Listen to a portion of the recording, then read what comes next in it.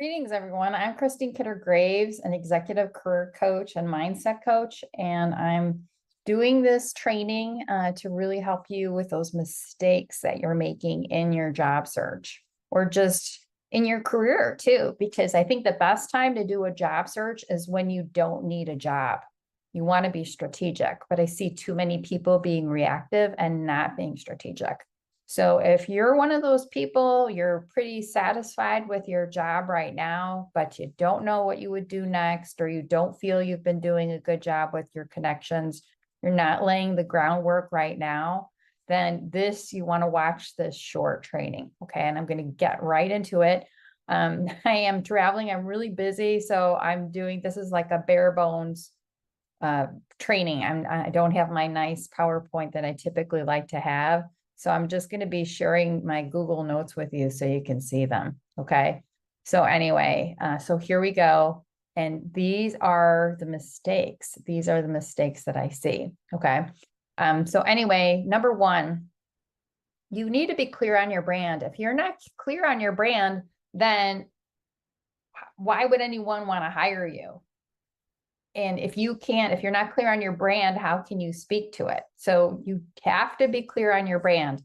And I do a limited amount of complimentary LinkedIn audits and career strategy sessions because people do pay me for these, but I also like to do some on a complimentary basis for like new first degree connections. Okay. But I offer a limited number of those every week. Okay. And if you and I haven't done that yet, I think that we should do that. But I also, people do pay me to do that as well, because you want to be clear on your brand. And if you do that with me, I'm going to ask you the question of how do you rate your clarity in your brand on a scale from 1 to 10? If you're not a 9 or a 10 in your clarity for that, then we've got a problem. And then the other question I'd ask you is, how do you rate your clarity in your next position on a scale from 1 to 10? And again, if that's not a 9 or a 10, you've got a problem. And think of your brand as the arrow and that next role that you want to be in as the target.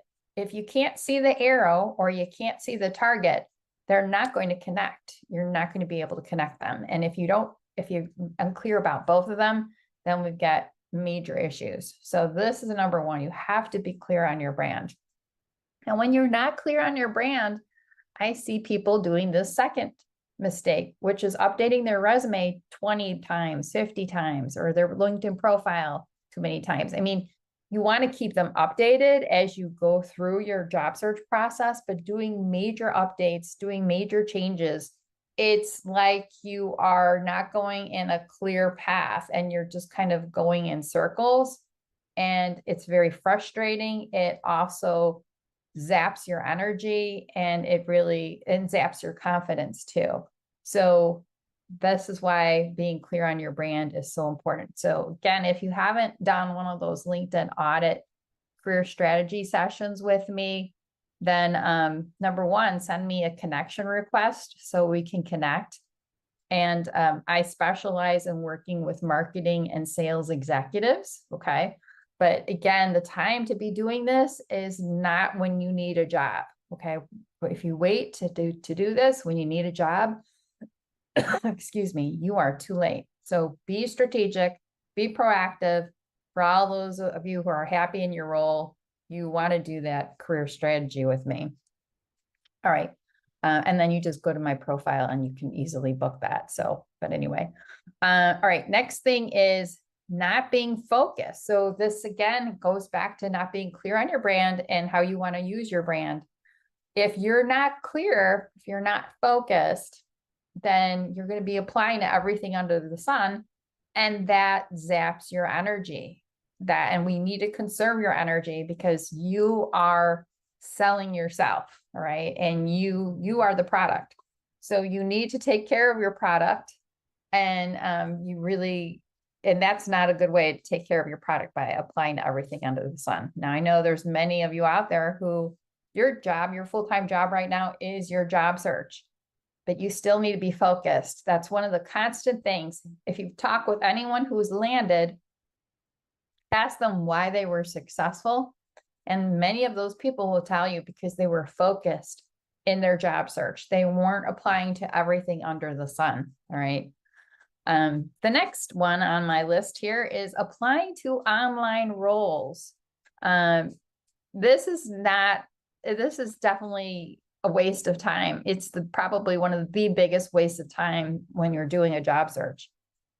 However, if you do apply online, if you think you can be if you're applying in the first hour that posting is open, then I think that could be something that works, because I have had clients, CMOs, who have applied for a posting they really liked, and they applied to it in the first hour that it was live. Okay. Or another thing is, if you feel you can be one of the first 10 candidates, that would be a great thing too. Okay. You always want to work to get a referral at the company, or someone who is a strong connection of the hiring manager. So a referral at the company, I'm talking about an employee who works there, okay, who can recommend you, who can go to bat for you. And what's even better though is if you can have an introduction from someone who is a strong connection to the hiring manager. Like, put yourself in the hiring manager's shoes. If one of your connections that you trust really, really, recommends someone to you, and is like, I mean, wouldn't you rather interview that candidate versus a stranger who's applied to a job posting? Yeah, I know I would. It would make it so much easier in finding the right person. So that is important too. And I want you to focus on that as well. Okay. The next thing is with our connection work, and I call it connection work versus networking. Okay. Because connection, I feel, is a better description of it. Okay. So I see people wasting their time when they're not going directly to the hiring managers.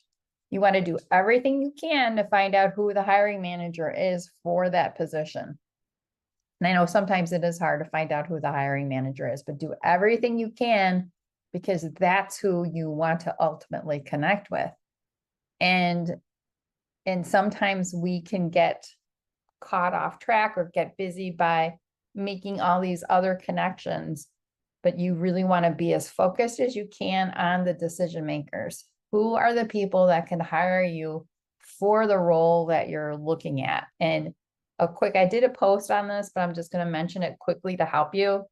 Evaluate your current connections in LinkedIn. All you have to do is go to your network, and then you can do a search in your network. You have to click on the filters, and you have to go to the title, but you want to do this for your first degree connections.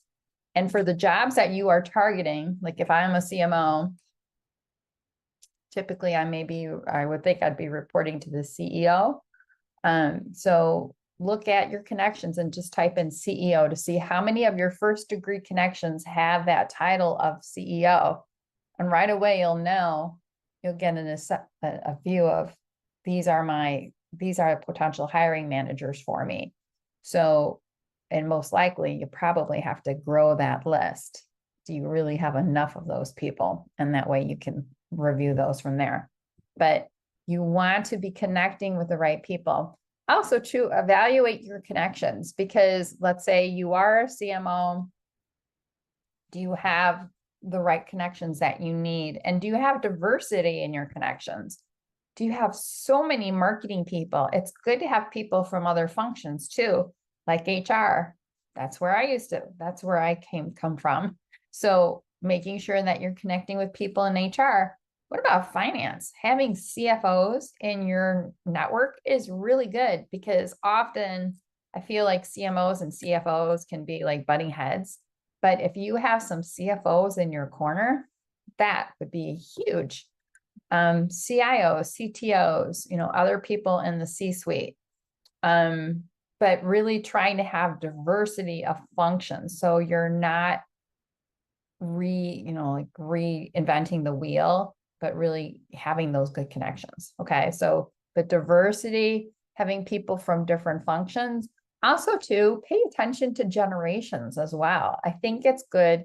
In the workforce, we need diversity in generations, right? I firmly believe Like diversity in every way really helps an organization to have a strong bottom line. Okay. And we want diversity. It's huge, but not just diversity in demographics, but what about age groups, generations? Okay. So even look at your connections for, like, do you have too many people your own age? It's really good to have diversity and like try to connect with younger generations, older generations, really try to push outside of your comfort zone.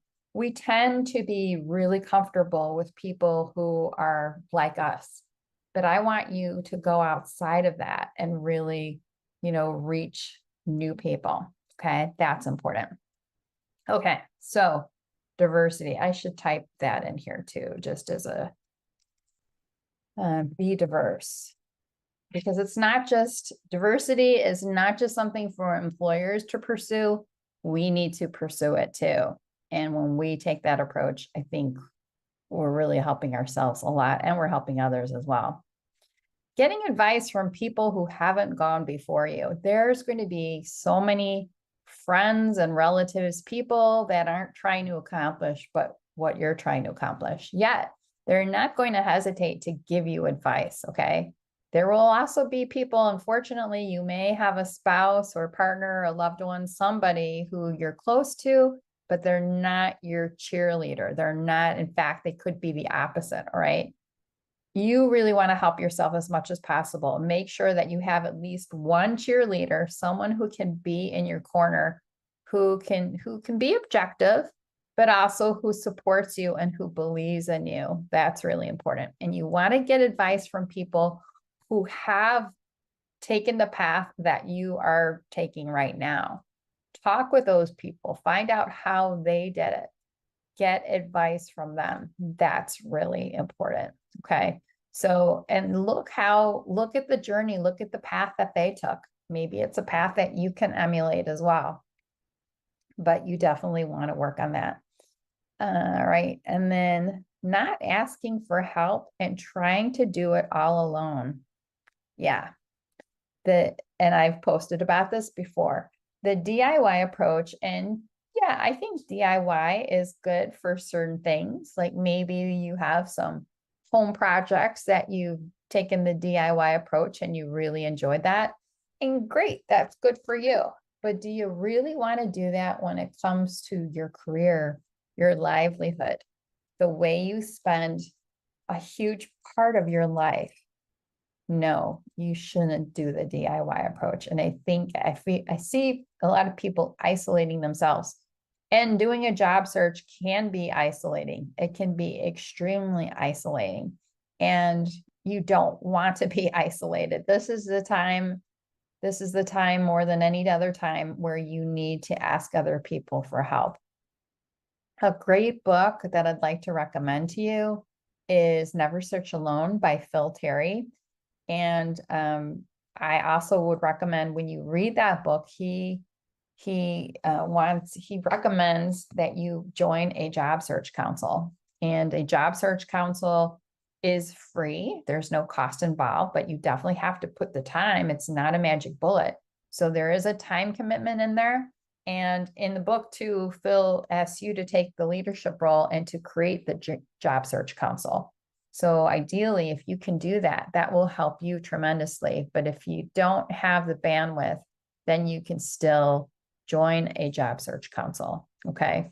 But regardless, you shouldn't be doing it all alone. You need help, and you need information on the market. As a human being, you have blind spots that you shouldn't expect yourself to see. So how are you going to deal with those blind spots? You're going to talk with your connections and your existing connections, and you're also going to work to make new connections. That's really important. Okay. That is very important. So I want you to replace the do it yourself approach with the do it with others approach.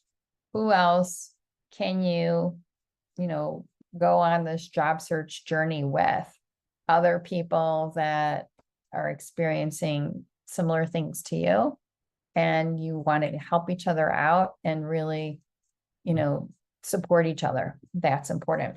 And then also too, you want to be connecting with those people who are boosters. Another great book is The 2-Hour Job Search by Steve Dalton.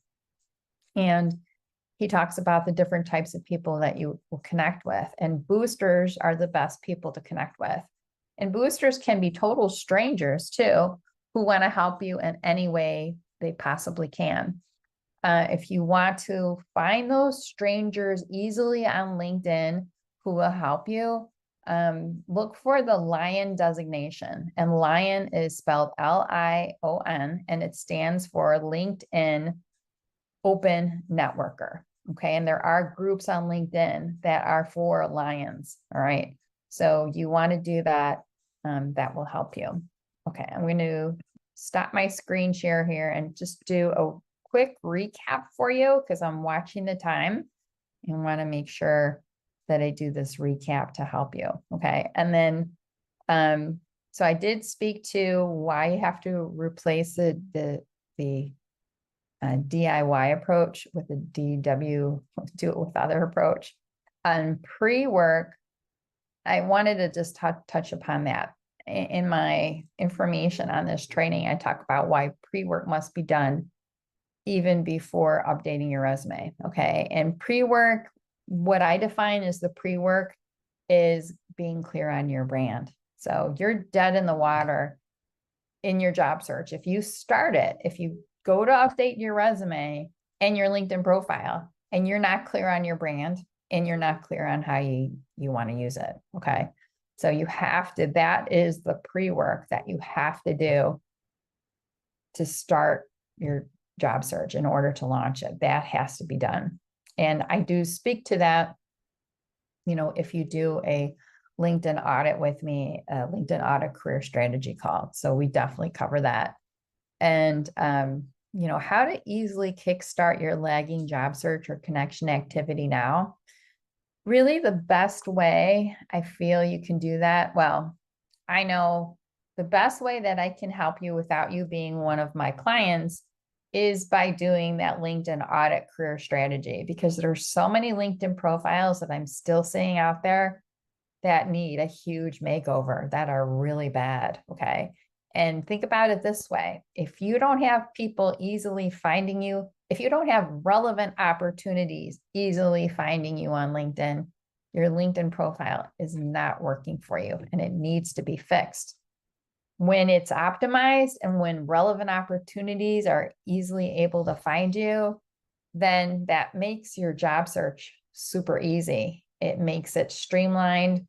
It reduces your stress, and it really helps you to easily connect with those opportunities. So again, if relevant opportunities are not finding you on LinkedIn, then that needs to be changed. Your LinkedIn profile definitely needs to be updated. Okay.